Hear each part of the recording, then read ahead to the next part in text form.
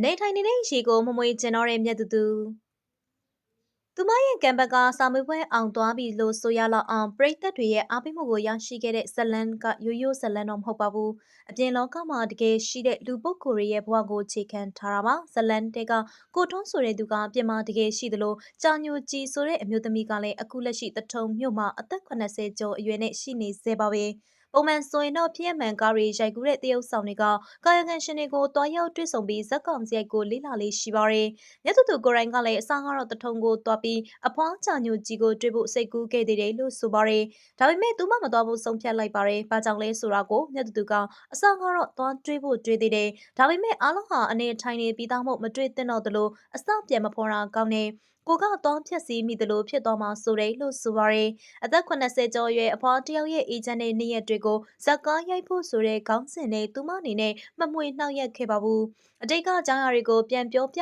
ခိုင်းတာဟာတစ်ဖက်လူတော်တော်ဒိုင်ယာဟောင်းကိုပြန်လဲတူးဆော့သလိုဖြစ်သွားနိုင်နေဆိုတာကိုမြတ်သူအနေနဲ့သတိထားမိခဲ့တာပဲဖြစ်ပါတယ်ကိုယ့်ရဲ့အမှုပညာဖန်တီးမှုပုံမပြပြဖို့ထက်တစ်ဖက်လူရဲ့လက်ရှိစိတ်အေးချမ်းမှုကိုပိုတန်မိုးထားပေးတဲ့သူမရဲ့စိတ်နေစိတ်ထားကတော့တကယ့်ကိုရင့်ကျက်တည်ငြိမ်လွန်ပါတယ်အနေထိုင်နေတဲ့ရေကိုမမွေတော့ဘူးဆိုတဲ့သူမရဲ့ဆုံးဖြတ်ချက်ကတော့ကာယကံရှင်အပွားချညိုကြီးပေါ်ထားတဲ့အကောင်းဆုံးစာနာမှုပဲဖြစ်လိမ့်မယ်လို့ထင်ပါတယ်။မြတ်သူရဲ့ဒီလိုနူးညံ့သိမ်မွေ့တဲ့စိတ်ထားကြောင့်လေသူမရဲ့ခံဘက်ကပို့ပြီးလှပလာခဲ့တယ်လို့ဆိုရမှာပဲဖြစ်ပါတယ်။